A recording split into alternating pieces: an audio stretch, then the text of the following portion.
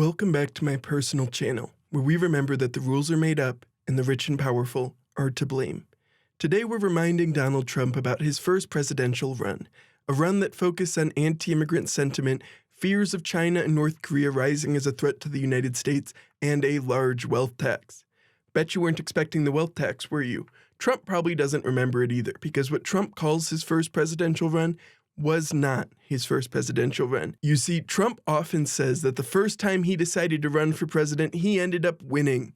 But this, like most things that Trump says, is a lie. Donald Trump ran for the presidency in the Reform Party in the year 2000 at the urging of his friend Roger Stone. This was a campaign that was declared, and in the first few states where Trump was on the ballot for the Reform Party primary, he won.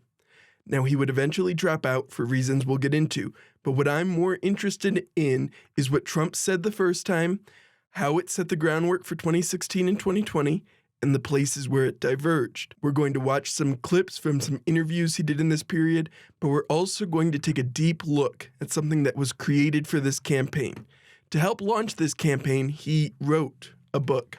And of course, by that I mean he hired a ghostwriter to write the book, and he put his name on that. Now, I will actually commend Trump for allowing his ghostwriter to have their name in the book, even if it wasn't on the cover. It was listed at the end. Our actual writer looks as though it is Dave Shiflett. He would end up writing a few other books which give you some impression of where he was at. These include Christianity on Trial and Exodus, Why Americans Are Fleeing Liberal Churches for Conservative Christianity.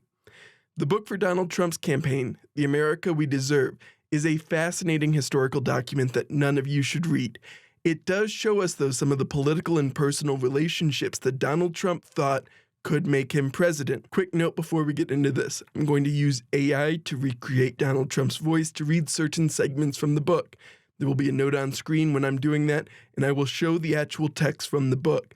But I want to be very explicit that these are not recordings of him. They are AI-generated segments of his book. There will also be video clips from some of his interviews. Those are real. You'll be able to tell because you'll see a video of him saying the things in the interview. Now that we have that clear, let's jump into The America We Deserve.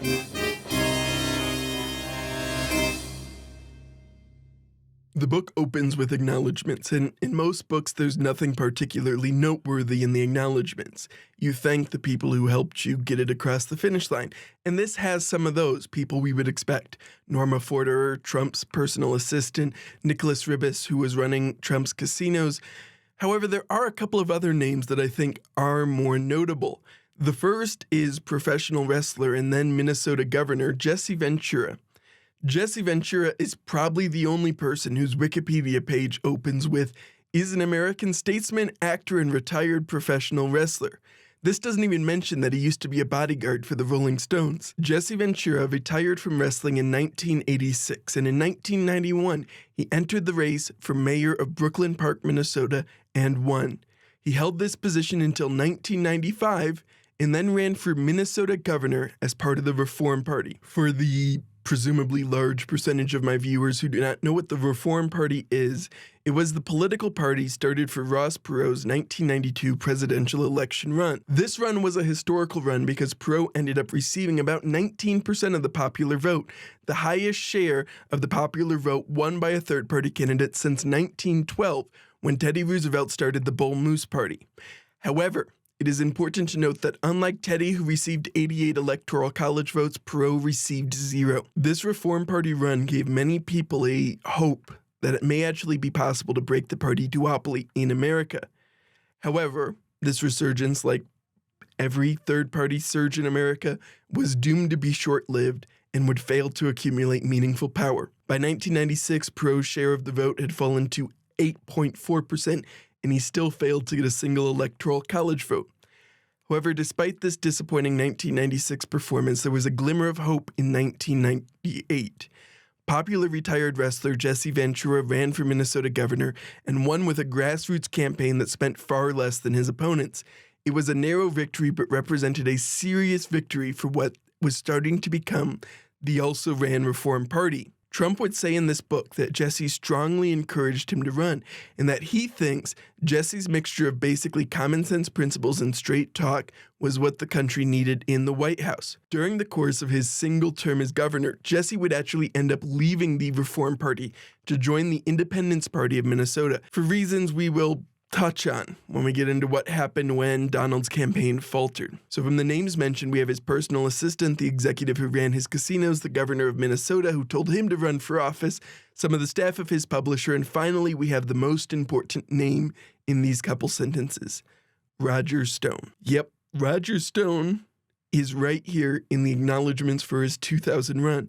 Trump actually describes Stone as my friend and associate, the tough and tireless Roger Stone, who has done so much to oversee its production. That's right, this book we are discussing today is a Roger Stone production. Why does this matter? Well, because of what a little rat fuck Roger Stone is. Stone got his start politically volunteering for Barry Goldwater, but really found his first and deepest love when he finally got the chance to work on Nixon's 1972 presidential campaign. When I say Stone loves Nixon, I am not exaggerating. He literally has dedicated his entire back to a tattoo of Nixon. Stone's role was to do as many dirty tricks as he possibly could, planting stories in the news, hiring people to spy on other campaigns, and whatever else he could think of. However, here's where we run into the problem with Roger Stone, which is that he loves when people talk about him in a way that makes him seem super powerful and influential. And to accomplish this, he sometimes takes credit for things it's not clear that he did. For example, those things I said he did, that was all basically by his own recollection. He said he was a scheduler, but by night I'm trafficking in the dark arts. Nixon's people were obsessed with intelligence. But the official stance of the Richard Nixon Foundation is that Stone was just a junior scheduler, and that Stone's characterizations of his contributions were a gross misstatement. So was Roger doing dirty stuff?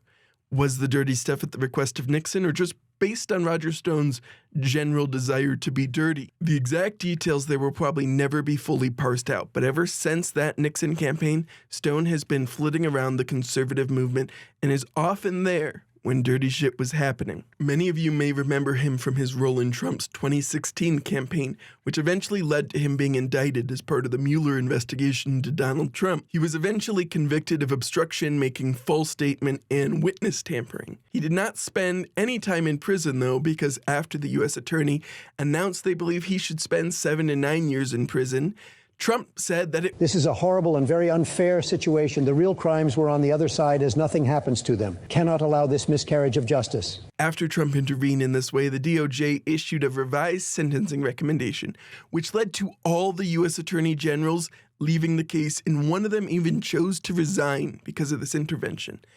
2,000 former employees of the Department of Justice ended up calling on Barr to resign because of this political intervention. Stone was eventually sentenced to a reduced 40 months in federal prison in February 2020, but repeated delays meant that his surrender date was eventually moved to July 14th.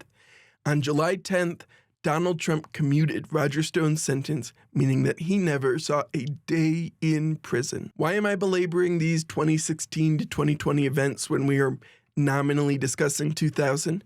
Because Roger Stone is the awful through line for much of this bullshit, and is even today responsible for post-Trump bullshit like Robert F. Kennedy Jr., though we will get back to that. So before we've even gotten into the introduction to this book, we have a dirty political operative, an entertainer who became a politician, and Trump's business associates. And the impression you get, if you know who Roger Stone is, before you even get to the first word of chapter 1, is that this is a campaign run by assholes. But what happens when we do get into the actual words? How did Trump imagine his presidency would look back in 2000?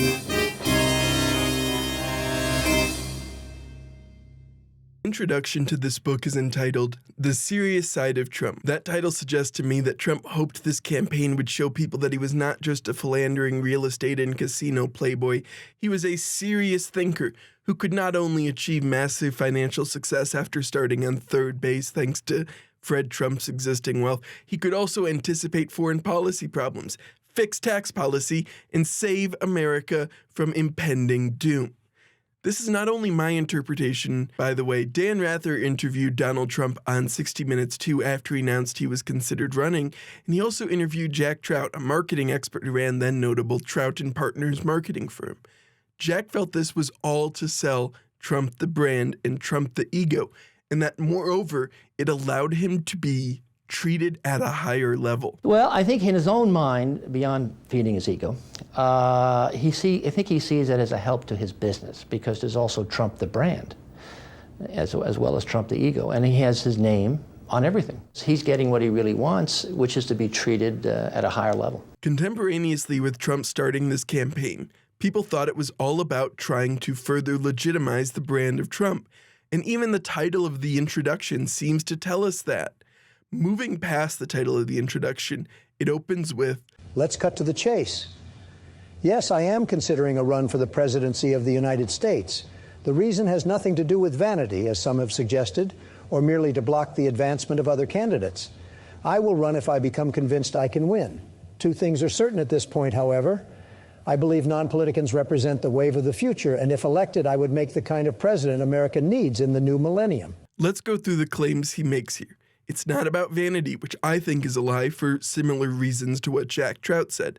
That it's not to block other candidates, which is another claim we will need to assess, especially with our friend Roger Stone involved. That if he runs, it's because he thinks he can win, which is important because he did run, which means he thought he could win, which means this was his first real presidential campaign. Finally, we see Trump start to center himself on the same message that worked effectively in 2016.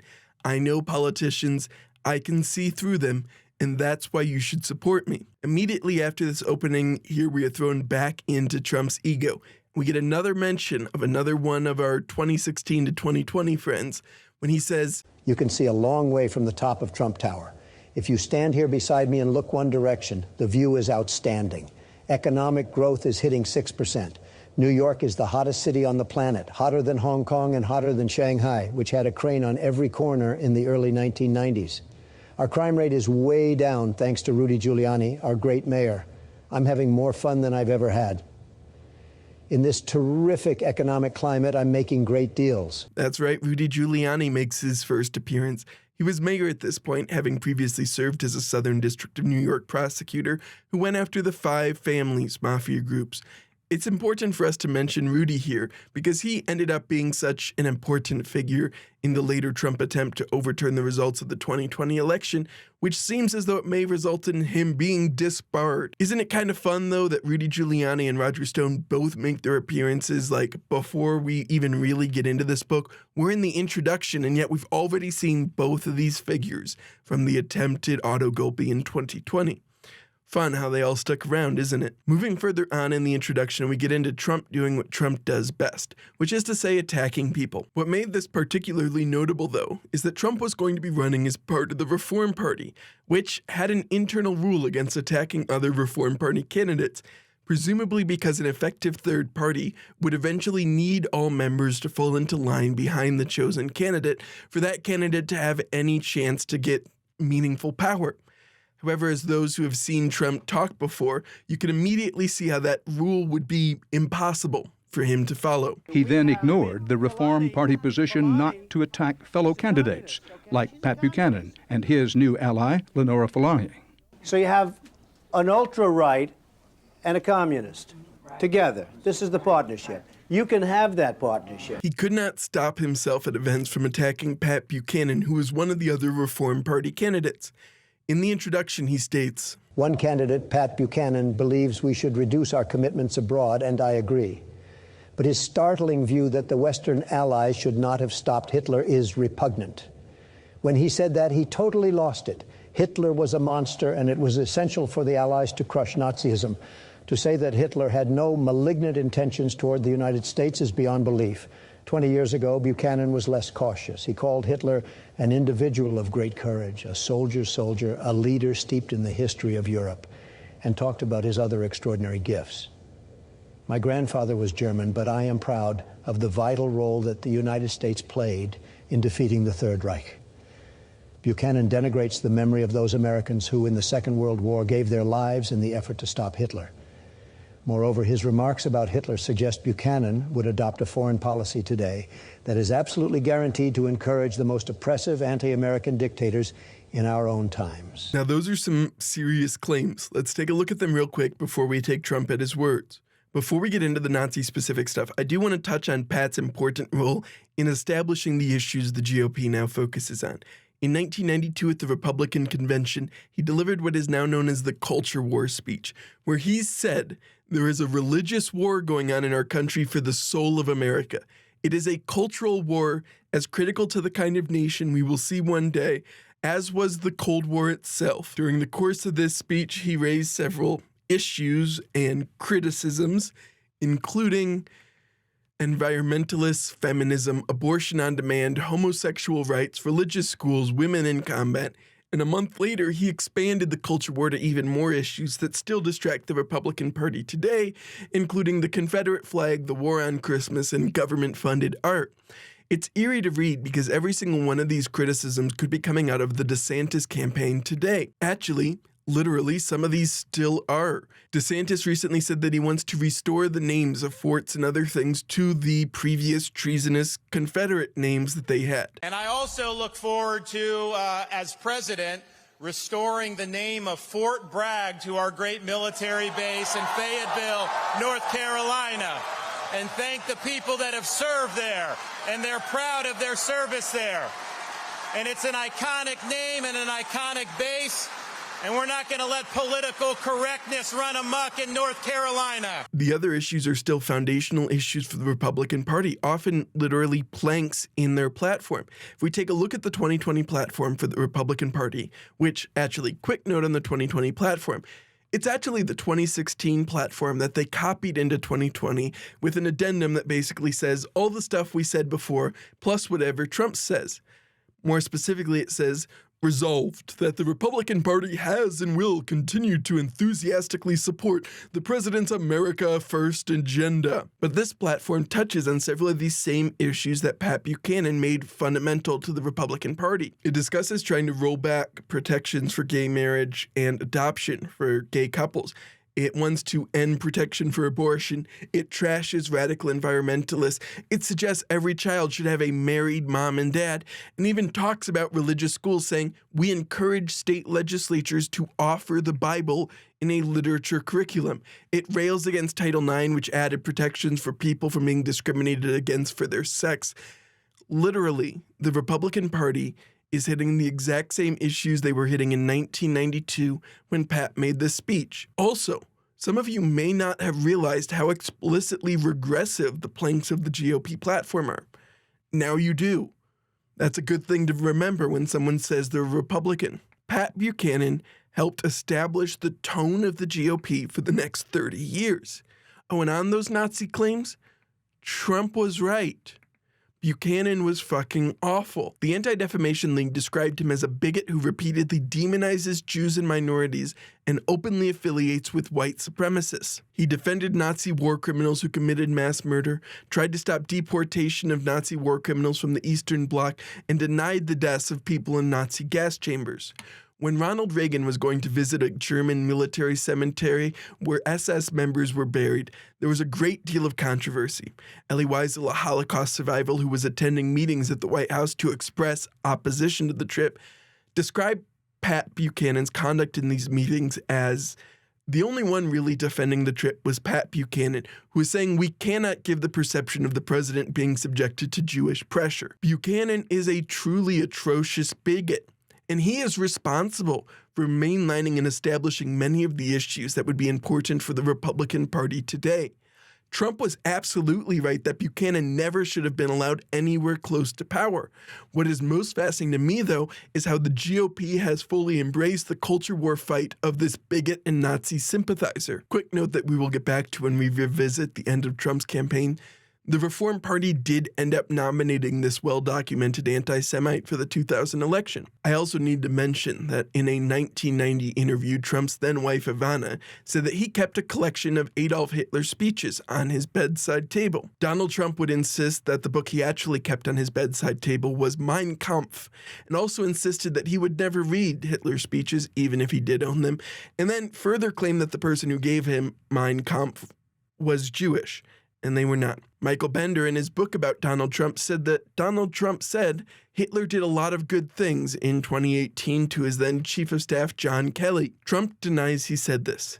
Just wanted to make sure we had the full details on Trump's personal relationship with Hitler before we moved on. Continuing in this introduction, and yes, I know it's absurd that we have not made it to the first chapter yet, but the introduction is the most important chapter here, and reading it you can tell they expected that most people would never read past it, so we must continue. After accurately calling out Buchanan's bigotry, Trump moves to quickly insult every other candidate he could. He says that Al Gore is an able, underrated man who seems confused, then calls Bill Bradley a disaster. In his interview on 60 Minute 2, he says of George Bush that he doesn't seem like Albert Einstein. Well, so far I've been very, very saddened by the fact that he certainly doesn't seem like Albert Einstein. In another interview with Larry King, he makes the claim that George W. Bush's previous struggles with addiction are disqualifying because he could relapse. I think he owes even the alcoholism, because alcohol... Well, he's discussed that. Well, alcohol is something that does recur. It can recur under stress and under pressure. And I guess probably the American people are really going to... perhaps they'll learn or perhaps they won't. But if he suffered from problems with alcohol, we don't know if he was perhaps alcoholic, right? He might have had We don't know, but he had a problem, and perhaps we should know that problem. Because of the fear they could go back to it? Because of the fear that people go back. I mean, this is perhaps not politically correct, but who the hell cares? I mean, No, the alcoholic, the true alcoholic, always says I'm an alcoholic every day, right? So I think when somebody's running, if there is a potential problem with alcohol or with drugs, I think the people have to know about it. Back on 60 Minute 2, he first pulled out the line that he would use again in 2016 about John McCain. Does being captured make you a hero? Being captured make you a hero? I don't know. I'm not sure. I want to remind everyone that Donald Trump's very serious bone spurs prevented him from serving in the military, saving him from that risk of capture. Later in this book, Trump would suggest that John McCain could be his Secretary of Defense. After trying to insult anyone who might run against him, he heads into trying to make it clear that he's going to win by pointing out that he polls well in the small polls for Reform Party candidates, and then says that other polls show that he would run better than Buchanan. After believing he has convinced you that the polls show he definitely can win, we start to see a version of the message that you can imagine him saying in his 2016 or 2020 run. I'm definitely a different look. I'm not prepackaged, I'm not plastic, I'm not scripted, and I'm not handled. I tell you what I think. It's quite a departure from the usual office-seeking polls. Maybe the voters would find it refreshing. I guarantee you one thing, they'd find it interesting. After 2 years of George W. Bush, John McCain, Al Gore, and Bill Bradley running for president, the voters will be bored to death. They'll be looking for a candidate who is straight-talking, straight-shooting, beholden to no one, and has proven that he can actually get things done. This message is basically identical to what he would run on almost 2 decades later. He shoots from the hip and tells you what he thinks, and that's such a contrast to the people who have been politicians. Still concerned you may not believe him when he says that he can win, he starts talking about Jesse Ventura again, pointing out that he showed people want a straight-talking non-politician, though again, before he ran for governor, Jesse was a mayor, and before he considered running for president, Jesse was a governor and a mayor. But Trump said he was elected governor of Minnesota, knocking off a couple of old-time political pros because he talks straight. Non-politicians like Ventura are the wave of the future. And it's going to be a lot easier for non-politicians to get elected to high office from here on out. Jesse may be the exception today, but straight shooters like him will be the rule tomorrow. Voters are going to look to the worlds of business, entertainment, professional sports, and maybe the military, not to career politicians, for our next generation of political leadership. And after using these polls and references to other candidates to try to convince you that he can actually win, Donald Trump decided to launch into summaries of his policy positions. We'll get to most of these in their individual chapters, but to summarize, economic disaster is coming, terrorism is coming, we need to crack down on North Korea because they're going to get nukes, we need to pull out of Europe and use that money to fix the schools, schools aren't safe and we need charter schools, crime is a problem and we need to put more people to death. People have accused me of being a racist, but I'm not. That's not really a policy position, but it is in this section for some reason. And he actually followed that by saying, my longtime involvement in promoting some of the biggest boxing events in history has allowed me to become friends with men like Muhammad Ali and Joe Frazier. Through them and through more recent friendships with Puffy Combs, Sammy Sosa, and others, I've had the chance to learn firsthand about the diversity of American culture, and it has left me with little appetite for those who hate or preach intolerance. Not sure that's the proof I would have relied on, but nonetheless, getting back to his platform, he wanted to take steps to increase tolerance for diversity, and even talked about how a hate crime against a gay man was evidence of the type of problem he wanted to solve. After giving you this whirlwind tour of his political positions, he then comes back to trying to convince you he is qualified because his family does some charity. Some people are going to say, who is Donald Trump to talk about these big issues? What's his background? It's true that in my family, we talked about real estate, not politics. But volunteering talents, being a good citizen, has always been important to the Trump family. The charity work of my father, brother, and sister-in-law, and the judicial work of my sister, all point to that. We've benefited from the American dream, and we feel the duty to give back to the community. Those who don't are nothing more than parasites. When you look at who gives the largest proportion of their earnings to charity, it's often people at the lower end of the economic ladder. They've got a lesson to teach all of us. They're keeping the American dream alive, and we're going to need them in the tough times. He then chooses to summarize how he came up with his political agenda, which was talking to people and using his intuition. I've taken the same approach in refining my political agendas in the writing of this book. I've talked to people who seem to have the right talent, energy, and ideas. I've read widely until I found authors who saw problems the way I do and proposed solutions that make sense. I've based my political programs on this research and these conversations. But I'm also bringing a perspective to politics that most politicians don't have. I've built a multi-billion-dollar empire by using my intuition. Here, I'm letting my instincts tell me how we have to work together to build the America we deserve. What I stand for is quality of work. I stand for getting things done. That's right, intuition and talking to people. Now we get into perhaps the weirdest part of this introduction, which is where he talks about Bill Clinton and Monica Lewinsky. He says, when confronted with the Lewinsky matter, Clinton should have stoutly refused to discuss his private life. He should also have declined to answer rather than perjure himself. If the Clinton affair proves anything, it is that the American people don't care about the private lives and personal of our political leaders so long as they are doing the job. Yeah, so he's ignoring that Clinton abused his position of power. Not surprising, considering it's Donald Trump. But also insisting he should have just refused to discuss it, which is quintessentially Donald Trump advice. Quick interjection from the editing bay here. One thing that I forgot to mention in this section is that this book came out in 2000, and as we already mentioned, it was a Roger Stone production. What I forgot to mention in this part about the Clinton-Lewinsky affair is that in 1996, Roger Stone was forced to the periphery of the Republican Party because the National Enquirer published information about swinger ads Roger Stone and his then wife had posted. So this whole thing about avoiding talking about this kind of thing may have part come directly from Roger Stone. We can, of course, point to Trump's infidelities and indiscretions, but I think there's a chance this is also about Roger Stone's own recent experience being pushed out of the party because of their beliefs about certain sexual conduct. Just wanted to add that in before we jump right back into what else Trump said about this type of thing. He then doubles down and seems to flirt with blackmail and says, I got a chuckle out of all the moralists in Congress and in the media who expressed public outrage at the president's immoral behavior. I happen to know that one U.S. senator leading the pack of attackers spent more than a few nights with his 20-something girlfriend at a hotel I own. There's also a conservative columnist married who was particularly rough on Clinton in this regard. He also brought his girlfriend to my resorts for the weekend. Their hypocrisy is amazing. Yeah, kind of seems to me like he's telling those people that he can out them if he needs to. Finally, super deep into this video, we approach the end of this introduction that is supposed to introduce us to the serious side of Trump.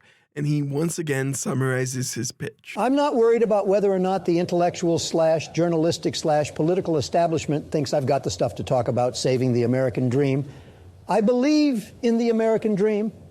My business experience shows me that it works. And I want to do everything possible to see that regular Americans can enjoy the same opportunity for success and security that I have had. That means the American dream unencumbered by bureaucratic ineptitude, government regulation, confiscatory tax policies, racism, discrimination against women, or discrimination against people based on sexual orientation. We must all have equal access to the American dream. It's a dream we deserve and a dream worth fighting for. So we've seen this serious side of Trump, and it's a mixed bag of different opinions and positions that seem to have been picked out of everywhere and nowhere. It favors some of the populist language he would use later, but also endorses positions that he would avoid in 2016 and 2020, including advocating for diversity. During the course of this section, he did accurately predict the internet value was in part a bubble. And in this introduction, the policies feel a lot like his 2016 and 2020 policies, which is to say, whatever sense they exist in, they're buzzwords and sound bites. They're not serious policy.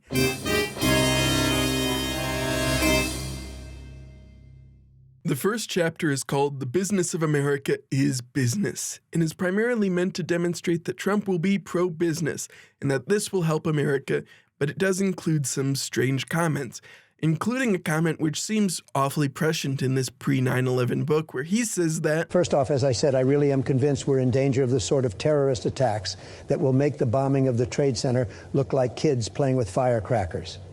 No sensible analyst rejects this possibility, and plenty of them, like me, are not wondering if, but when it will happen. Nor is there any doubt that when people are under attack or fear societal mayhem of any type, their priorities are not on investing. Their minds are going to be on digging in and surviving, and this attitude will have major economic consequences. This did end up being accurate, though politically running against terrorism is generally easy because no one is pro-terrorism, and terrorism can be whatever you need it to be. He also repeatedly tries to show how he's going to walk the line between the parties. While discussing economic surpluses, he says this. Consider the current budget surplus. The Democrats want to spend all of it, using some of it to pay down the national debt. The Republicans want to give it all back in the form of deep tax cuts. They're both wrong and right. Now, in a period of prosperity, is the time to hedge against the economic hard times ahead. Both debt reduction and tax reduction are key and necessary. I'd rather have the people spend their money than have the government spend it. But typical of the polarized politics of Washington, both parties demand all or nothing. The proper course is to use a portion of the surplus and still provide meaningful tax cuts for working families, not for the guys in my bracket. That is the art of compromise. This course of action now will prepare us for the economic downturn ahead by reducing the government's interest payments and by allowing families to save more in preparation for the lean times ahead. But you don't hear compromise and deal-making from Washington. Maybe it's time we had a president who was a deal-maker. There's several interesting details to highlight here. The tax cuts he describes here are explicitly meant to not benefit the rich, which is different than what he did when he actually passed tax cuts in 2016. That package gave tax cuts on corporate profits, investment income, and significantly benefited those who were in Trump's tax bracket. Trump also talks about the importance of debt reduction, but when he was president, he increased both the deficit and the national debt. He references his strength as a deal maker, a core part of his brand that was essential to his later runs, and is referenced repeatedly throughout the book. After this, he hits many of the generic points about how the government needs to get out of the way in most projects, but should be involved in some things like transportation, public works, and safety. When discussing regulations and when they go too far, he gets really mad at the ADA. Before we move on, protection for workers are good. Employers can fire people for basically any reason. Having a law that prevents employers from discriminating against the disabled and requires them to provide reasonable accommodation is a very good thing. We should actively give the EEOC more funding so they can pursue cases of discrimination against the disabled. Trump really hates the ADA, apparently. I wonder if it's because he's been sued at least 8 times for violating it. Anyways, that broadly is how this book opens, focusing on vague promises to create new economic activity by ending regulations and his strength as a businessman. When 2016 eventually rolled around, we once again saw him run on a similar platform of ending regulations to unlock business.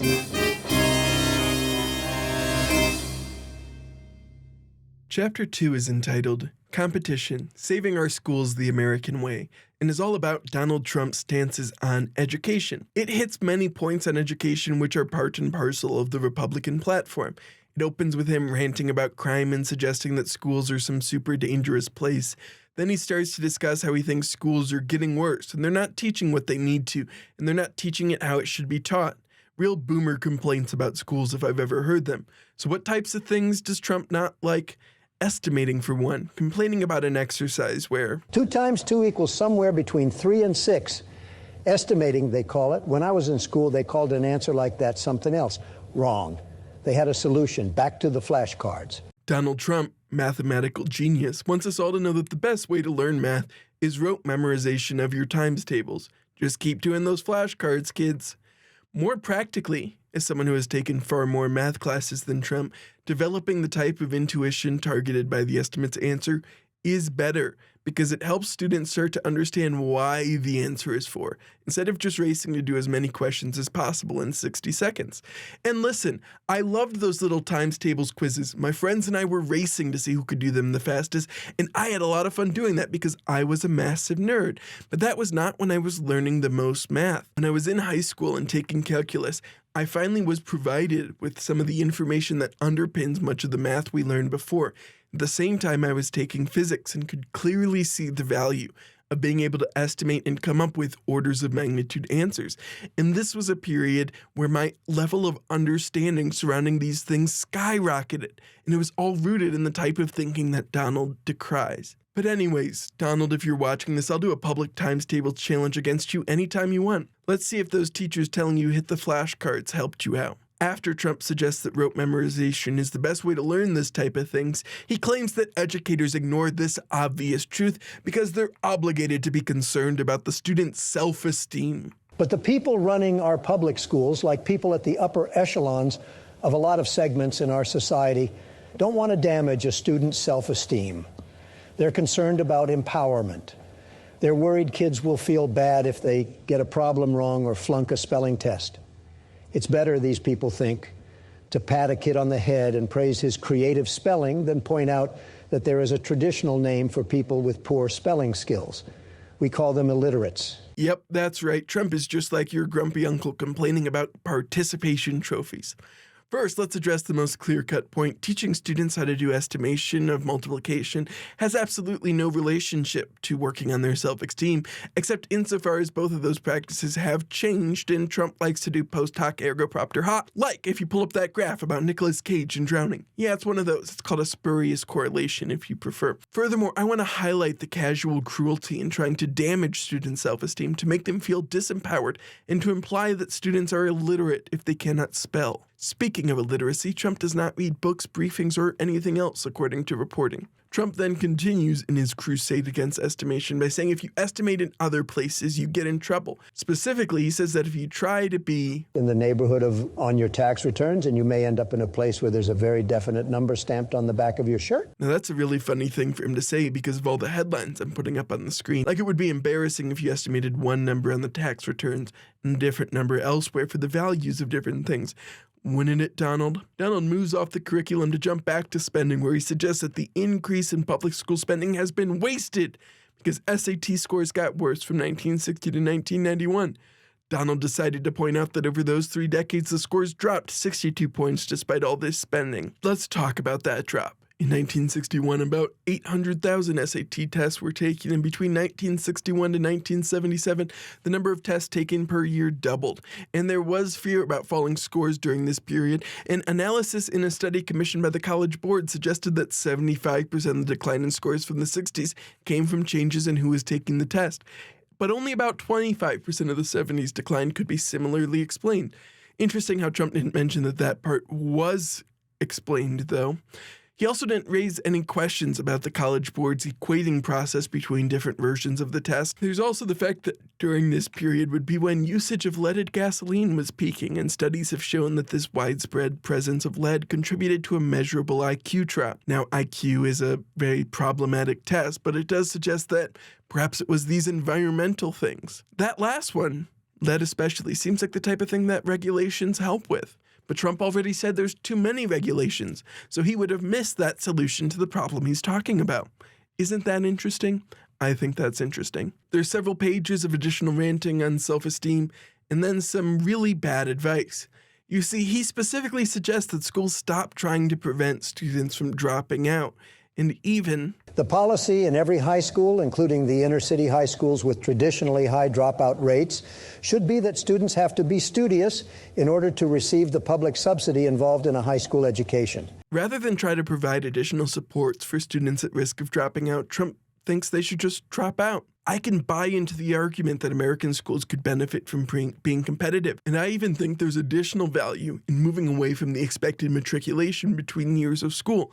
But if you're going to implement a system like that, then you need to combine it with more resources so that you can provide supports to try to get those students who are currently falling short to the appropriate level. You don't just abandon them. The point of our public education system is to educate the public. But really, this is all just laying the groundwork for what he really wants, which can broadly be described as trying to gut the public education system. You see, he starts in a very Republican way by targeting the teachers' unions and say they fail to help workers in education. This is when he transitions into his school choice argument. School choice is a Republican hobby horse. They hope to come up with a system that takes tax dollars away from the public school system and directs it towards private schools, often including explicitly religious schools. They revisit this one every few years, and Trump hits many of the key points that you still hear today. It's actually about parent choice. It's about competition. It's about giving the people opportunities. Fundamentally, though, it is almost always about reducing resources to school, which can actually lead to a negative cycle where a struggling school loses students and funding, resulting in a falling ability to provide education for the students who remain. Remember, costs for education at a school don't scale linearly with students. They scale sublinearly, meaning the more students you lose, the more compounded the effect becomes. At the very end of this chapter, he provides a summary of his stances with 3 bullet points. The first point is that parents should get to choose their school, immediately hitting the school choice point. The second is competition, which is just school choice again. The third here is interesting because it says know your school board candidates. Why do I find this particularly notable? Because the GOP, and especially provocateurs like those who orbit Roger Stone, have emphasized school boards as part of their broader attack. Chris Rufo, Matt Walsh, and right-wing organizations have targeted school board as part of their current crusade against rights and recognition for the LGBT community. Roger Stone, who of course was very instrumental in this book, may have already had this on his mind all the way back in 2000.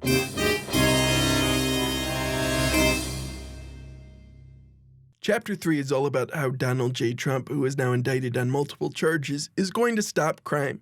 First, shocking no one, Trump wants harsher sentences, saying about soft criminal sentences.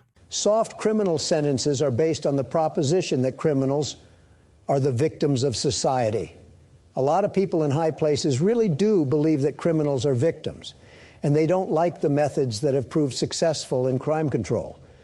As I write this book, there are protests here in my hometown against Mayor Giuliani's tough and successful anti-crime policies. I count some of my friends among the protesters, but they're singing a siren song. They basically want us to disarm ourselves when we should be preparing for what my favorite crime expert, James Q. Wilson, warns will be an explosion of violent crime. I guess that stance on soft sentences doesn't matter when it's Roger Stone who's indicted, but nonetheless. So why was Trump convinced crime was about to skyrocket? Boys. We've heard the good news about how crime rates have dropped, but hold the champagne. As I said before, what government and the press don't like to say is that most serious crime experts believe rates will skyrocket early in 2000 because there will be more adolescent boys around, and adolescent boys are especially dangerous. Nothing more dangerous than a bunch of children. He then blames the problem with the boys on the fact that they have single mothers. A lot of these boys don't have fathers. All they've got is a mother, and that mother might well be a teenager herself. As anybody knows, a single mother is going to have a hard time controlling a normal boy, especially when he hits strutting age. She can say, son, you stay home tonight and do your math, but he won't hear her. Now about that predicted explosion of violent crime. Yeah, so Trump and James Q. Wilson were wrong about that. Look at that. One of my biggest frustrations with law and order candidates is they actually don't respect the law. They have little interest in fair trials and often advocate for violation of the Fourth Amendment. At one point in this chapter, Trump tells a story about his mother being mugged.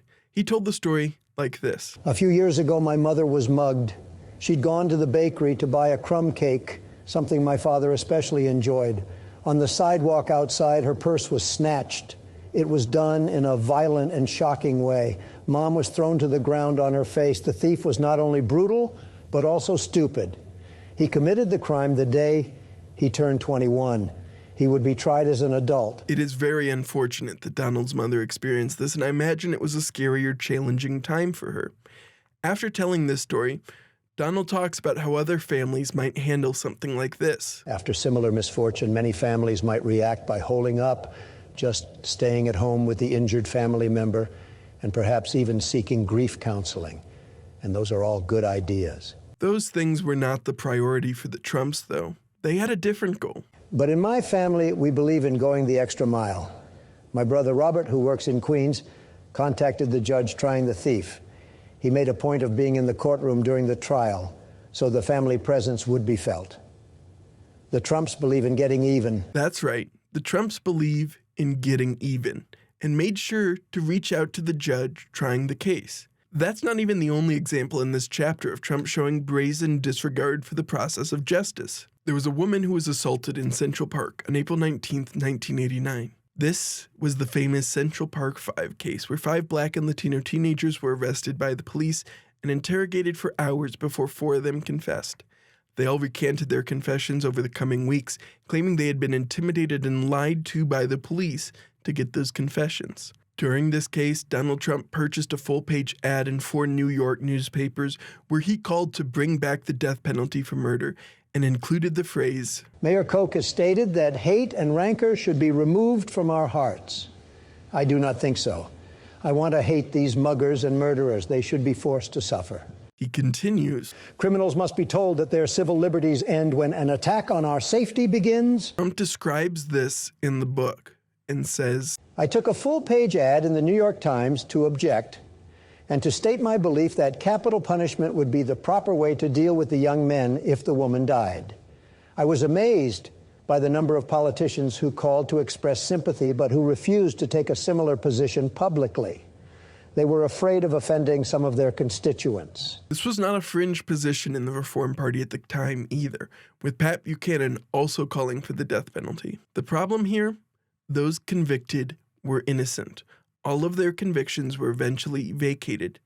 Each of these individuals spent years in prison for a crime they did not commit, and Trump believed they did not deserve civil liberties and was still willing to brag about it years after the fact.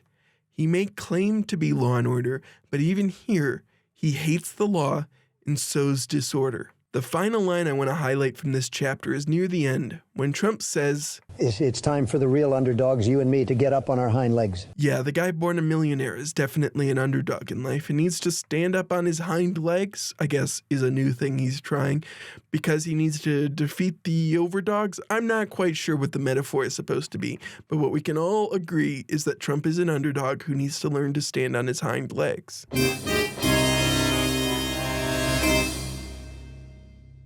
Chapter 4 is all about his foreign policy. Much of this chapter sounds very similar to what you would have heard from Trump in 2016. He thought signing nuclear non-proliferation treaties was a bad idea because he thought we were the only ones who would follow it. He wanted our allies to pay money to us, saying, Americans look into the mirror and see big-hearted citizens of the world's only superpower. We've got a lot to brag about. We protect other nations when they're in trouble. We lead the world in foreign aid. We're everyone's favorite trading partner. We take in refugees and immigrants at 1 million or so a year. We bail out insolvent governments and prop up weak ones. We mediate intractable disputes. We have standing armies and jet fighter squadrons and fleets the world over. We do it all. A lot of the time, we don't even bother to send a bill. And before this book came out, he hit very similar points when he was interviewed on Larry King's show. The fact is that the world is ripping off this country. Germany is ripping us off big league. Saudi Arabia is ripping us off big league. France, I mean, they're the worst team player I've ever seen in my life. You look at what's happened. Japan for years. I mean, we're like a whipping post for Japan. He thought China was our largest long-term threat and specifically highlighted how the Chinese people still have few political rights to speak of. He also had very Donald Trump solutions to North Korea developing nuclear weapons. Am I ready to bomb this reactor? You're damned right. When the Israelis bombed the Iraqi nuclear reactor, they were condemned by the world community, but they did what they had to do to survive. The Korean nuclear capability is a direct threat to the United States. As an experienced negotiator, I can tell you that negotiation with these madmen will be fruitless once they have the ability to lob a nuclear missile into Chicago, Los Angeles, or New York. I don't advocate a thermonuclear war, but if negotiations fail, I advocate a surgical strike against these outlaws before they pose a real threat. Yeah, and a not surprising take, he would just bomb the problem, though it is a little different than the way he described love letters from Kim Jong-un when he was actually president. In another bizarre section of the book, he suggests that dictator Pinochet should not be extradited because Fidel Castro was not extradited. I have noted with interest the efforts of the Spanish to extradite former right-wing Chilean dictator Augusto Pinochet to stand trial for murder and terrorism. Pinochet is no angel, but his crimes pale in comparison to the reign of terror unleashed by Castro. In my book, what's good for right-wing dictators is good for left-wing dictators, but you don't hear the human rights types screaming for Castro's extradition. This was a similar message to something he made sure to say at the Cuban-American National Foundation in November 1999. I've had a lot of offers, and sadly it's all been very recently, to go into Cuba on deals, business deals, real estate and other deals. And I've rejected them on the basis that I will go when Cuba's free.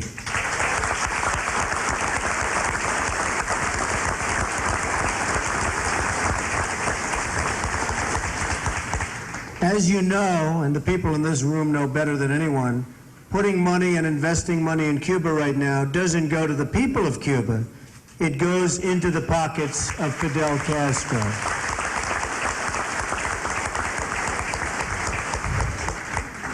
He's a murderer, he's a killer, he's a bad guy in every respect, and frankly, the embargo against Cuba must stand, if for no other reason than if it does stand, he will come down. He will tumble down, and it'll finally happen. It is important to talk briefly about Trump's appeals to Cuban Americans because some believe that their vote was the deciding factor in the 2000 Florida election. After the election, William Schneider in The Atlantic, as well as others, suggested that Cuban Americans shifted in favor of the Republican Party, in large part because of a case involving Elian Gonzalez, who was taken into custody by federal authorities. Elian had originally been picked up by fishermen who handed him over to the Coast Guard after the boat he had been escaping Cuba on sank in a storm, dooming many of the refugees seeking asylum. The Immigration and Naturalization Service temporarily deferred his inspection and released him to family in Miami. His Cuban father, working with Fidel Castro, insisted on his return to Cuba, and after the raid, he did eventually return to Cuba. While Gore broke from Clinton on this case and thought that the case should have been handled in family court, this position ended up hurting Gore among the many people who agreed with Clinton's stance and lost Gore critical ground among Cuban Americans in the key swing state of Florida, in large part because Roger Stone made sure that this issue stayed central throughout the entire election. Donald Trump, during this campaign, is helping key the issue of Cuba front and center in this case, potentially harming Gore. After this focus on Cuba, he returns to anti-immigration message that he would echo again in 2016, saying, America is experiencing serious social and economic difficulty with illegal immigrants who are flooding across our borders. 5 million illegals live in this country. 2 million of them live in California. 700,000 undocumented immigrants live in Texas. We simply can't absorb them. It is a scandal when America cannot control its own borders. Some things don't change. Trump also echoed his 2016 messages that he would fix trade deficits and make things more fair, saying, If President Trump does the negotiating, we'll get a better deal for American workers and their families, and our economy will not be as vulnerable to global pressures as it is today. Watch our trade deficit dwindle. He had a clever way here to give himself extra influence over the process. What I would do if elected president would be to appoint myself U.S. trade representative. My lawyers have checked, and the president has this authority. I would take personal charge of negotiations with the Japanese, the French, the Germans, and the Saudis. Our trading partners would have to sit across the table from Donald Trump, and I guarantee you the rip-off of the United States would end. The American people would benefit in two ways. I'd lower our trade deficits, and I'd save the salary of our U.S. trade representative because I wouldn't accept it. Now, by the time he actually would be president in 2017, he had apparently been convinced that appointing himself trade representative was a bad idea. That's not the only thing that turned out different than he imagined, as when he did start trying to make his own trade arrangement, it resulted in an increase in our trade deficits. Now, that's what I call the art of the deal. Broadly, his foreign policy is the part of his beliefs which seem to stay the most similar, at least in rhetoric, for 2016. Though when he became president, he didn't seem as worried about Chinese human rights, North Korean nuclear developments, or reducing trade deficits.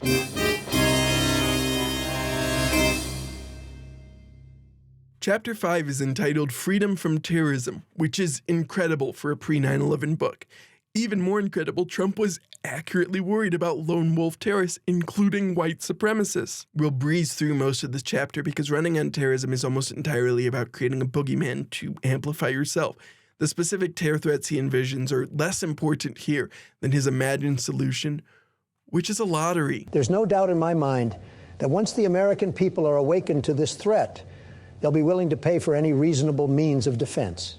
In fact, I bet if I started a national defense lottery with money earmarked for preventing terrorism against U.S. cities, we would take in enough money to hire and train every spy on Earth and still have money to spare.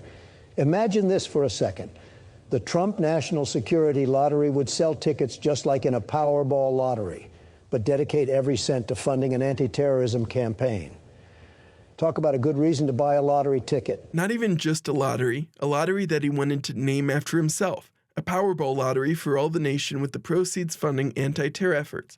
That's a solution to terrorism that only a casino magnate would think of. Briefly, Trump mentions that if we started a lottery like this, we would be able to hire and pay every spy on Earth and have money to spare. Currently, the Powerball and Mega Millions are multi-state lotteries, including 45 states as well as D.C., U.S. Virgin Islands, and Puerto Rico. It's not a national lottery and does not benefit the federal government, but does perhaps give us some additional information about potential revenue. U.S. Census Bureau numbers on state financial numbers analyzed by Statista Research suggest that in 2020, about $31.22 billion in revenue was raised for the states thanks to the lottery. The Office of the Director of National Intelligence says that spending on intelligence in 2021 was $84.1 billion, approximately 269% of the lottery revenue. The math does not seem to support Trump's contention that a lottery would raise enough money to hire and train every spy on Earth. And it would be very politically contentious to take that type of revenue away from the states by starting your own competing national lottery.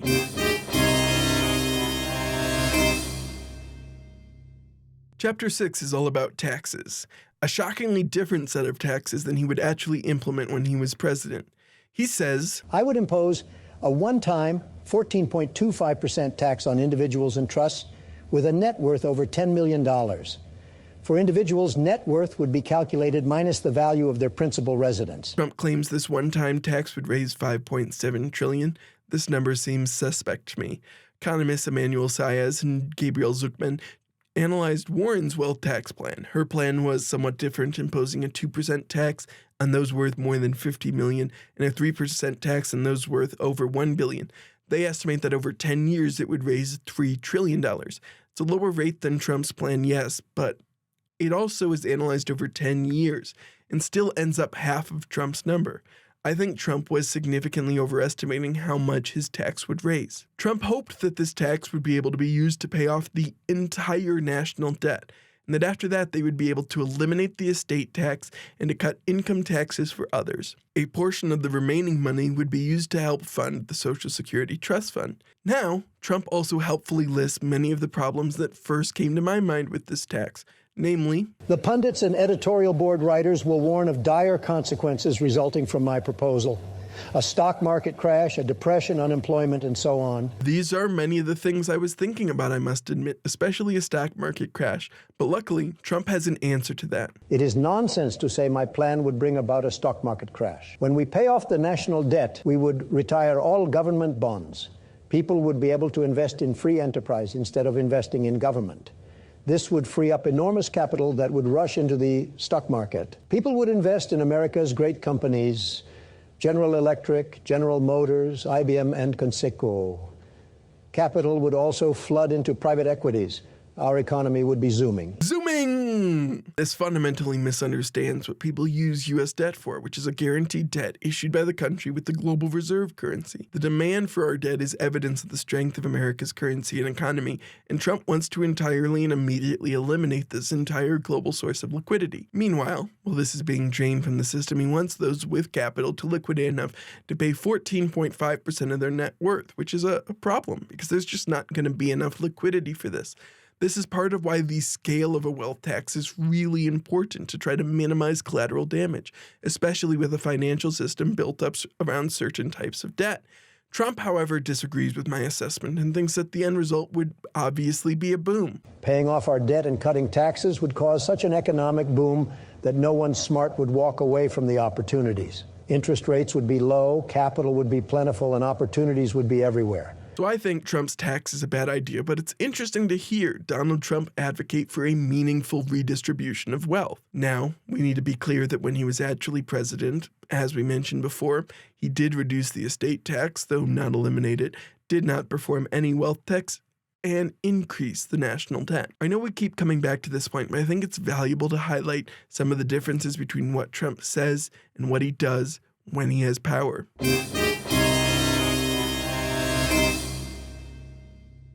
Chapter 7 is about Social Security, in which he opens by inaccurately comparing it to a Ponzi scheme, which is one of my pet peeves. One of his solutions is something you have to imagine a real estate developer would love, which is that Social Security should be invested. Specifically, it should be invested. Social Security money could be invested in REITs, real estate portfolios run by professional managers. All I really have to say here is the Social Security Trust is an accounting fiction. We can continue to pay it, and fear-mongering about it is basically always a political maneuver. The details beyond that are tweaking specific parameters. Broadly, we should absolutely focus on making sure that we have strong social safety nets for people.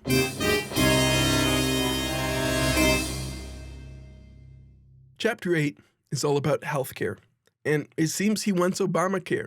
He wants an insurance marketplace and an incentive for people to purchase individual insurance. And it's not even surprising he would support something like this at the point, because he was paying lip service to believing in universal access to healthcare. So I'm very liberal when it comes to healthcare. I believe in universal healthcare. I believe in whatever it takes to make people well and better. Unfortunately, just like his 2017 to 2021 term, there are a few concrete details on what his plan would end up looking like. Just kind of some vague ideas and complaints about things he thinks are bad.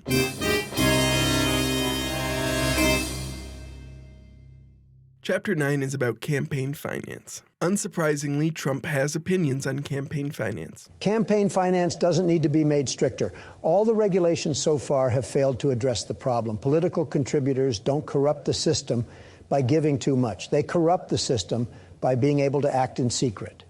If a strip mining company gives $1 million to Senator X and hopes he'll vote against a sweeping environmental protection law, nobody will be surprised.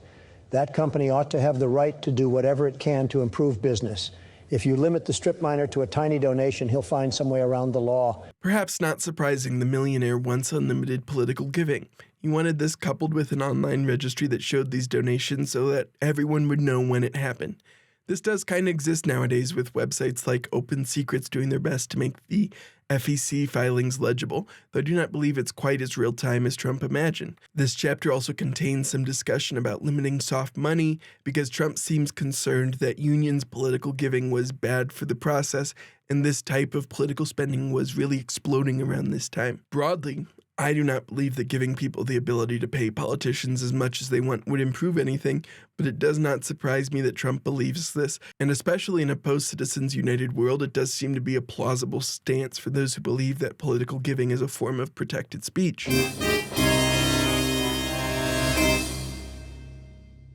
Chapter 10 is about volunteering in charity, and it's what you expect from a campaign book. Too much taxes reduce charity, and also, of course, it contains Donald bragging about the good things he does. That's about it.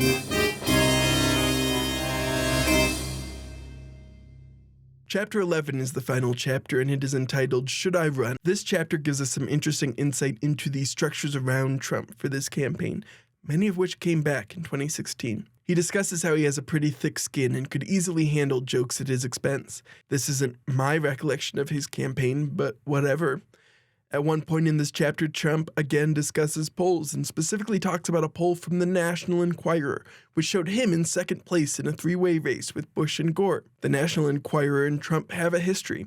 During his 2016 presidential campaign, they engaged in a catch-and-kill campaign where they attempted to buy and kill stories about Trump that could be harmful to his campaign. Specifically, they had a safe where they stored documents about Trump's hush payments and documents related to those stories they had to kill. These would be the hush payments that Trump fixer Michael Cohen went to prison for. Kind of interesting that the National Enquirer had this cool poll about Trump, isn't it? Later in the chapter, he describes Roger Stone. In considering a presidential run, I turned to a friend of long standing who has represented me for 18 years in Washington, D.C.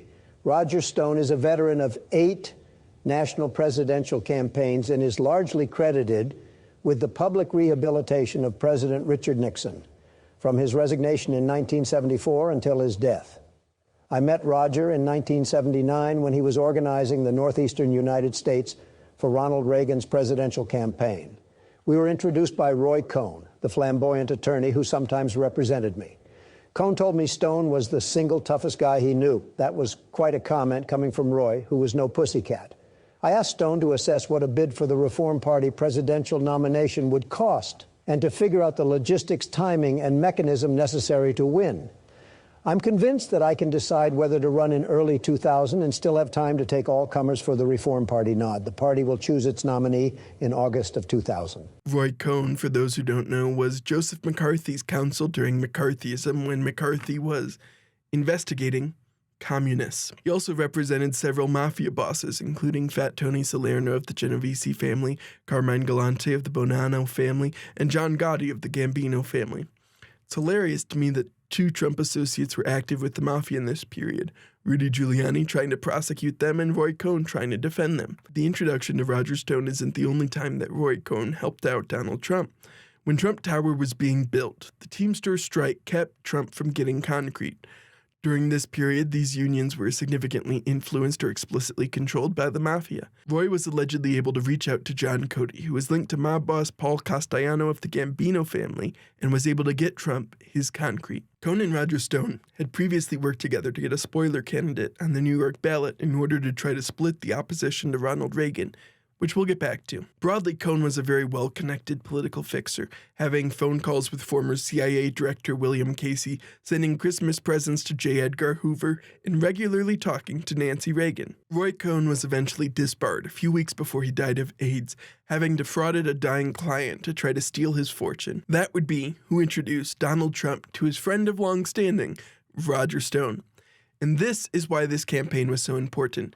We see Donald Trump building up these connections, which ended up important later. Besides this nod to many of these corrupt individuals, we also get to see Donald Trump further refine his populist message in a way that sounds very close to something he could have said later. I don't hear anyone speaking for the working men and women in the center. There is very little contact between the concerns and interests of ordinary people and the agendas of politicians. It was my observation of this gap between Americans and their leaders that led me to leave the Republican Party and join the Reform Party. The Reform Party carries a lot less baggage than the major parties. It has an opportunity to truly overhaul our political system in service of the American dream. Trump would often act as though he was appealing to this same center throughout 2016. There's also some comments here that are hilarious in retrospect, including that some people think it would be a bad idea to have a president who has been in the casino gaming business. But the casino business is the most tightly regulated business in America. The New Jersey Casino Control Commission rigorously investigates everyone seeking to hold a casino license to ensure their honesty, integrity, financial stability, and to guarantee that they have no links, however tenuous, to organized crime. One thing you can say about Trump as the holder of a casino gaming license is that I'm 100% clean, something you can't say with certainty about our current group of presidential candidates. Yep, that's right. Every casino magnate in Atlantic City is guaranteed to be 100% clean, and that's a Trump guarantee, which is only slightly less valuable than a Trump University degree. He also cannot help but brag about his success, saying, "Just the same, politics and gambling don't mix. My gaming company in Atlantic City has new records for operating cash flow. I have turned down numerous generous offers to buy out my interest in Trump hotels and casino resorts.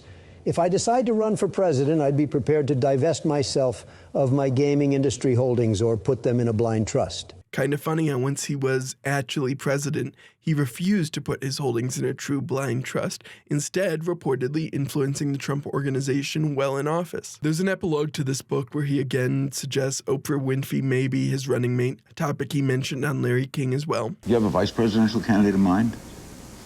Well, I really haven't gotten quite there yet. I guess it's just Oprah. I love Oprah. Oprah would always be my first choice.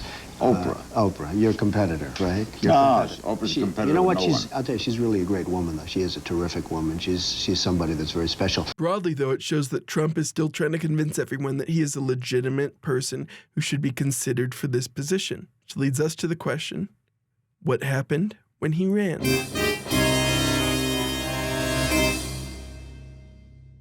So now that we've finished this book, let's talk about how the campaign actually went. He did travel to California and pretended an event was for him when it wasn't. Remember those 21,000 people Trump said were waiting for him? It turns out they were there for motivational speaker Tony Robbins. Trump was the paid entertainment. He says his fee was $100,000. His message appeared less high-minded than mean-spirited. Get even. He also met with party members who had great opinions of him. I was disappointed because I felt that I thought he was very attacking of other members of the party, which I thought was very disrespectful. I think he came. I think you heard what he had to say, and we're excited. I think he's a con man and ought to go back to New York. Why? Because he's coming out here just trying to destroy our party. That's the way I look at it. He exited the race on Valentine's Day, saying, "So the Reform Party now includes a Klansman, Mr. Duke, a neo-Nazi, Mr. Buchanan, and a communist, Miss Fulani. This is not company I wish to keep." Apparently, back in 2000, he knew who David Duke was and was willing to condemn him. To publicly condemn unequivocally the racism of former KKK Grand Wizard David Duke, who recently said that voting against you at this point would be treason to your heritage. Will you unequivocally condemn David Duke and say that you don't want his vote or that of other white supremacists in this election?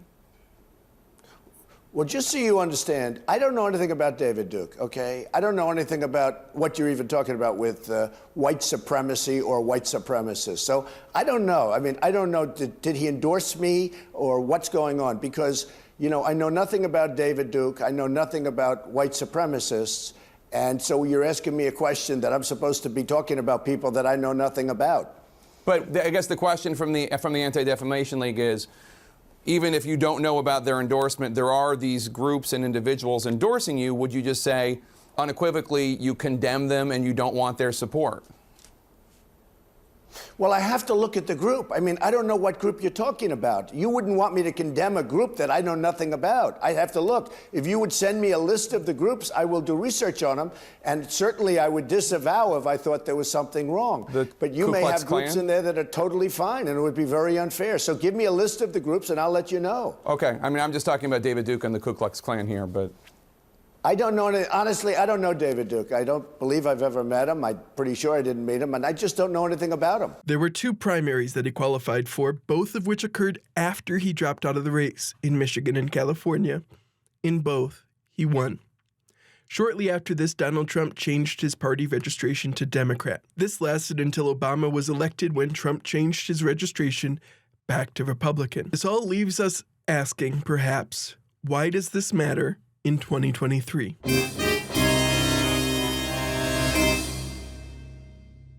Why did we spend so much time discussing this bad book, and it is very bad, from the year 2000? When I started, I was mostly curious about how Trump's stated positions had changed. I hoped I'd be able to make a nice, clean 30-minute video where I go, this is what he said in 2000, this is what he said in 2016, ha ha ha ha, he cannot keep it straight. This is obviously not that. In large part because Trump's stated positions at any time have very little relationship to what he believes or what he does, but I still hoped there'd be some insights, a couple of fun quotes, a nice short video. However, as I started this research process way back on February 12th, I realized that the more important takeaway was the people who stuck around Trump for his later runs. The Roger Stone of it all, if you please. As I've alluded to several times during this, Roger Stone lives to fuck things up. He describes himself as an agent provocateur and often tries to shift elections in the way he wants, and he's willing to do just about anything to achieve that. We already talked about how he claims he was doing a bunch of hiring spies and similar stuff for Nixon, though the Nixon Foundation claims that's nonsense. After leaving Nixon's campaign, he briefly worked for Bob Dole before an article in the Washington Post described him as one of Watergate's dirty tricksters. This article also described the biggest problem with trying to cover Roger Stone. Paul Weyrich describes him by saying his reputation vastly exceeds his ability. And this is part of the Stone mythos. He wants people to believe he can do anything, that he always has a master plan, and that these plans matter. He's definitely scheming, don't get me wrong, but I think it's less of a master plan. Roger Stone exists in the current moment and does his very best in those moments to nudge whatever apparatuses he currently has access to bend whatever he can towards his overall vision of what the world should be. There's themes that pop up between these events, but imagining them all as some sort of master plan can give him far too much credit. Whatever plan exists is emergent, not created beforehand. I want to talk through an example of how Roger Stone operates from a story I covered which obliquely involved a Roger Stone cut-up. Super fans of my work may know of some of the previous work I've done covering Organic Freshcoin, a scam cryptocurrency run by key Republican political consultants in Florida. These folks were deeply connected to the Seminole County tax collector, one Joel Greenberg. Joel Greenberg used his position in the office for a variety of corrupt transactions, including taking loans from the office to buy cryptocurrencies, hiring his friends on contracts with no evidence of work done, accidentally starting a fire in an office due to an illegitimate Bitcoin mining operation, and he eventually pled guilty to charges including stalking, wire fraud, identity theft, producing a fake ID card, conspiracy to defraud the government, and underage sex trafficking. Joel is good friends with Matt Gaetz, who is also accused of sex trafficking and is currently cooperating in that investigation. The stalking charge here relates to when he was running in 2020 for the tax collector's office. He was running against local teacher and fellow Republican Brian Butte. Joel ran an incredibly dirty campaign where he sent letters to Brian's school falsely accusing him of sexual misconduct and created fake social media accounts under Brian's name in an attempt to make him look racist. Joel was aided in this effort by Jacob Engels. Engels first worked with Stone in 2013, and unlike Stone's Nixon tattoo, he instead favors genocidal asshole Andrew Jackson for his tattoo. Stone had previously described Engels as one of the very best young political consultants working in Florida today, and Engels describes Stone as ruthless and cunning, but he is also a deeply compassionate and caring man. We can more directly point to a connection because while Roger Stone was under oath as part of his criminal trial, he said that Engels had access to Stone's phone and Instagram account. Engels also appears to be a Proud Boy, though he claims he was only wearing the uniform and saying "we" when referring to them because he was embedded with them as part of his journalism. Roger Stone, similarly, has often been mentioned as an honorary Proud Boy and uses the Proud Boys as his personal security and is close to Enrique Tarrio, the head of the Proud Boys. Those of you who watch my Organic Freshcoin video may be remembering the importance of the Proud Boys and Enrique Tarrio to some of the figures from that scheme, and broadly for much of the Florida GOP. Samuel Arms, a friend and contracted worker with Joel Greenberg, was responsible for parts of the 1776 returns insurrection plan, which was passed along to Enrique Tarrio. Returning to Jacob Engels, he joined in Greenberg's attacks on Brian, sending emails to the school insinuating inaccurately that Brian supported racial segregation, and then he created a series of videos which attacked him across eventually deleted propaganda accounts on Facebook. These accounts were deleted when Facebook attempted to purge accounts connected to Roger Stone. While Greenberg was insinuating that Brian had participated in sexual misconduct, remember, Greenberg is now guilty of underage sex trafficking, Jacob was involved in trying to obtain a personnel of Brian from the school. The reason I'm talking about this is because it's a good example of how Stone works. The tricks are dirty, many are done via surrogates to provide him plausible deniability, and after the fact, it is difficult to parse out the full goal and the full effect. I think to really appreciate Roger Stone, we're going to need to summarize some of his illustrious career. Getting back to Roger Stone's political work, in the late 70s he started working with Paul Manafort. Yes, the exact same Paul Manafort who was Trump's campaign manager and had an apartment in Trump Towers, who eventually pled guilty to bank fraud, tax fraud, conspiracy, and hiding a foreign bank account. Unlike Stone, he actually did spend time in prison, about 2 years before he was released to house arrest and then pardoned by Donald Trump. Back in the 70s, one of the first things Manafort and Stone did together was to get Roger Stone elected as the president of the Young Republicans. In order to pull this off, they created dossiers on each of the 800 delegates and used that to aid their campaign to get Stone elected. After this, Roger bounces from campaign to campaign, followed by morally dubious election tactics. In Ronald Reagan's 1980 campaign, Roger has told a wild story about what he did. You see, Stone claims that he suggested to Roy Cohn, yes, the same Cohn who introduced Trump to Stone, that if John Anderson was the Liberal Party nominee in New York, then it might pull away from the Carter vote to help provide Reagan a path to winning. Roy then apparently told Stone to ask how much cash another lawyer would need to make that happen. That lawyer apparently told Stone that he needed $125,000, and Roy Cohn gave Stone a briefcase and told him not to open it. Stone was told to drop this briefcase off at the offices of that lawyer. John Anderson was the nominee for the Liberal Party, and then Reagan won New York. After this totally legitimate political transaction, Stone and Manafort go into business together with Charlie Black, starting the notorious Black, Manafort, and Stone political consulting business. This firm started working with dictators immediately, Rupert Murdoch almost immediately, and Donald Trump too. Stone's career would hit a road bump in 1996 when another company in this saga appears again. The National Enquirer, who reported on swinger ads involving Stone, which forced him off Bob Dole's campaign. This sets up 2000 and Stone's involvement in Donald Trump's first campaign. We already talked about how this book itself gives significant recognition to Roger Stone, but why did Stone want Trump to enter the race? Well, do you remember that story about John Anderson in the Liberal Party? John Anderson would be what is described as a spoiler candidate, or a candidate who by their presence primarily draws votes from someone else potentially spoiling their campaign. John Anderson pulled more votes from Carter than Reagan, and so in New York he helped provide a path for Reagan to win the state. Going back to Florida in 2022, a Florida representative by the name of Stephanie Murphy was considering challenging Marco Rubio for his Senate seat. Gal Suburban, an open-source intelligence researcher, highlighted a message from one of Roger Stone's groups where he claimed that Jacob Engels was responsible for driving her to eventually drop out. After hearing this, I did a little more digging and realized that Jacob Engels registered a website that had a domain that looked as though it was her campaign website, but that actually forwarded to one of his posts about her. So yeah, Stone has a history of getting involved with weird spoiler candidates and dirty tricks to drive people out of races, but it's not immediately clear how Trump would work as a spoiler.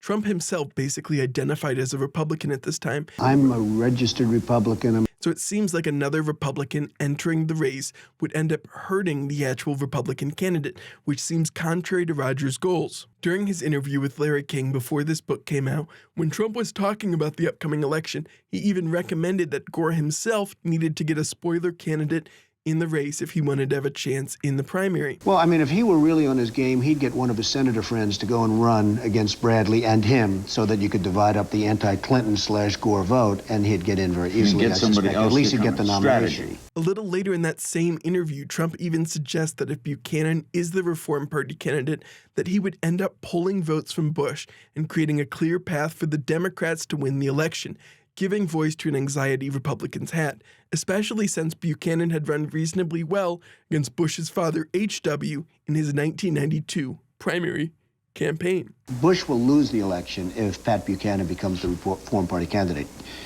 Bradley or Gore, in my opinion, will become the next president because almost all of those votes are going to come from the Republican Party. Now, the people that would vote for Buchanan, probably their second choice would be Bush.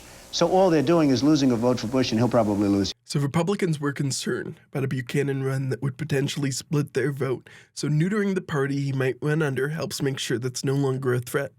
One version of these events is that Stone convinced Buchanan to run for the Reform Party, then convinced Donald Trump to enter the race, and used Donald Trump to effectively trash Buchanan and destroy the Reform Party. When considering this series of events and whether or not it's plausible, I think it's interesting to remember how effective Trump was at centering Buchanan's bigotry as disqualifying and simultaneously messing with the normal Reform Party governance. The primaries that Trump ended up winning were all after he dropped out, leaving Buchanan in a political position where he had little legitimate claim to the mandate of the party, unable to defeat a candidate who was not even running.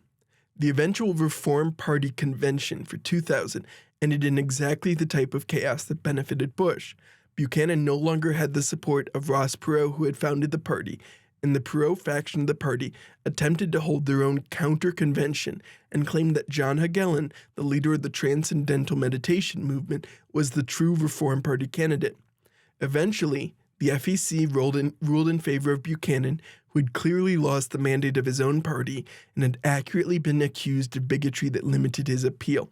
He received a vanishingly small portion of the general election vote, only 0.42% of the popular vote, allowing Bush to very nearly win the election. Well, Bush did win, but first he very nearly won. And at that point, Roger Stone is recruited by the Bush campaign to help with the Florida recount effort. Nominally, his role was public relations, but it's hard to figure out just how involved he was. After Roger Stone gets involved, we end up with the Brooks Brothers riot, where a bunch of Republican staffers protested election canvassers in Miami-Dade County with the goal of stopping the recount to ensure that Bush is chosen. Remember earlier how we talked about Trump's overtures to the Cuban-American community in Florida? Leading up to the riot, Roger Stone claims that he had the idea to use Cuban radio to attract protesters by claiming it was a left-wing power grab by Gore, the same way Fidel Castro did in Cuba. We were very explicitly drawing that analogy. Stone further claims that he was running the entire riot from a nearby Winnebago and used walkie-talkies to talk to people in the building. Stone himself says explicitly that our whole idea was to shut the recount down. I need to note here, though, that Brad Blakeman, who's another Republican consultant, claims that Stone was not there and that Brad was responsible for running the riot and for using Cuban radio to attract protesters. Like I said, it's never exactly clear what Roger is doing and what Roger is taking credit for. But it should be becoming more clear why it's important to talk about 2000 to understand 2016, 2020, and 2024. It was a testbed for many techniques they would use later, including attempting to influence election officials and otherwise interfere in vote counting efforts. It also makes it abundantly clear that Stone is not a good actor, and we should be concerned wherever he's involved. So let's talk briefly about some of the things that Stone got up to in 2016 and 2015 with the Donald. The National Enquirer makes another appearance here, at one point running a story that only quoted Roger on the record, claiming that Ted Cruz had a series of extramarital affairs. This was not the most important thing he got up to, though. Leading up to the Republican National Convention, Roger Stone started Stop the Steal and started claiming that Ted Cruz had committed voter frauds in states he had won and threatened to publish the room numbers of delegates who did not vote for Trump at the RNC. It's important to remember these attempts to deny election results because Trump would use similar lines in 2016 to suggest he may not accept the results if they found that Hillary Clinton won. And then in 2020, Donald Trump would incite an insurrection in an attempt to interfere with the orderly counting of votes, an effort which would again feature the Proud Boys. Stone, during 2020, was going on InfoWars and any other place which was still willing to have him, and claiming that the president should invoke martial law to seize ballots. These tactics are classic Roger Stone tactics, and Stone was doing them for Bush in 2000 and Trump in 2016 and 2020. There's far more dirty tricks of Stone we could get into, and there's great documentaries that have done that, like Get Me Roger Stone, and maybe I'll eventually make videos on more of those tricks, but I want to talk about what he is doing now.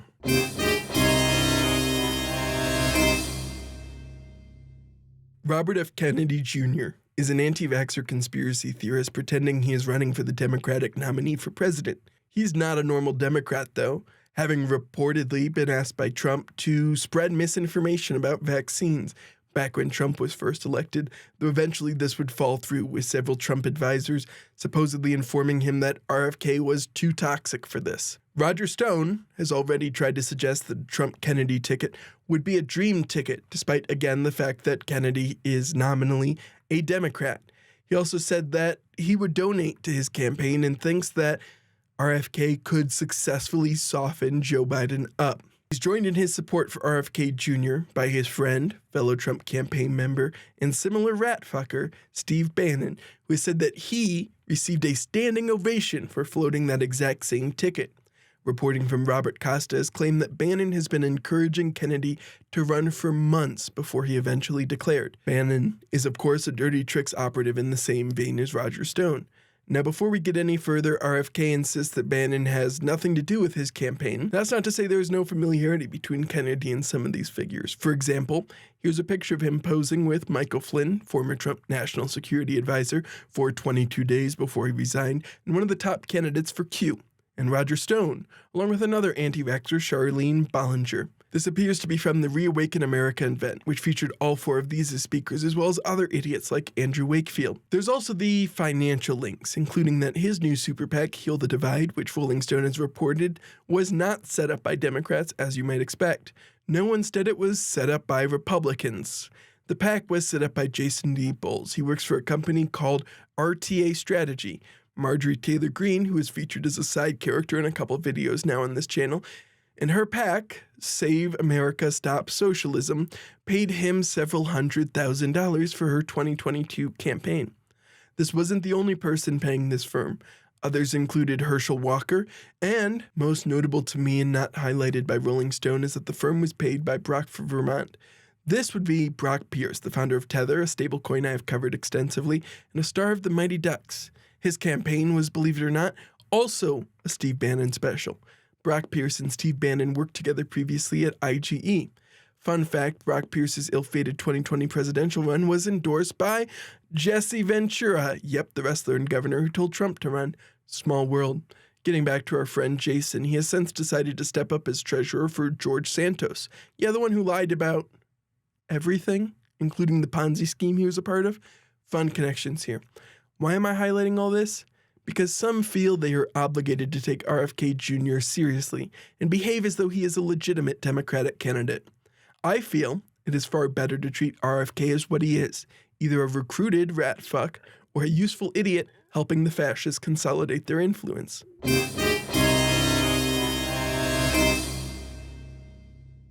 So what does Donald Trump's first presidential campaign teach us? First, it reminds us that politicians' books are bad and you should not read them.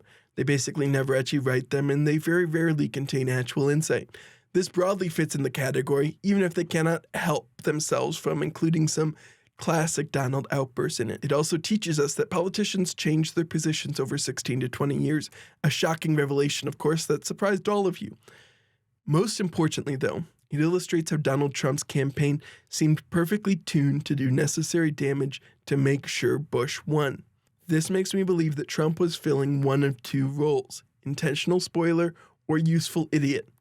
I'm inclined to favor the useful idiot explanation, in part because Donald Trump did not hesitate from going after Bush in the brief campaign. Well, so far I've been very, very saddened by the fact that he certainly doesn't seem like Albert Einstein. Plus, as we know, Trump has an ego that could probably be pretty easily convinced that he legitimately could win. I think you have to have, I don't consider myself to have a big ego. The fact is, I've never, however, met a person who's successful who didn't have an ego or a fairly substantial. There's nothing wrong with having an ego. You express it a lot, let's say. I don't even express it. I mean, I put my name on buildings because it sells better. I don't do it because I need that. I get more per square foot in New York than anybody else by far. If you build a building here and I build a building there, and not to use you, but I will get substantially more per square foot in that building than the person building the building across the street. Plus, even if he wasn't going to win, this was still helping him. As we discussed way back at the beginning of this video, this helped make Trump seem more serious, helped him sell more books, and fundamentally helped him sell his name. Part of what Donald Trump is about is selling the name. And how better to sell the name than to run for president? Am I wrong about that? I can understand it, Dan, and I'm not holding you. I haven't changed my opinion of you at all by you saying that. But the fact is that I'm very serious about it. I'm looking at it very seriously, and I wouldn't be surprised if I said yes. Losing was a totally acceptable outcome for Trump because it helped him profit, and it helped people around him, like Roger Stone, achieve their goals. We also see Roger Stone test his control of media during this period and practice his attempts to challenge vote counting and election legitimacy. techniques which have become part of the fascistic attempt to control the country in both 2016 and 2020.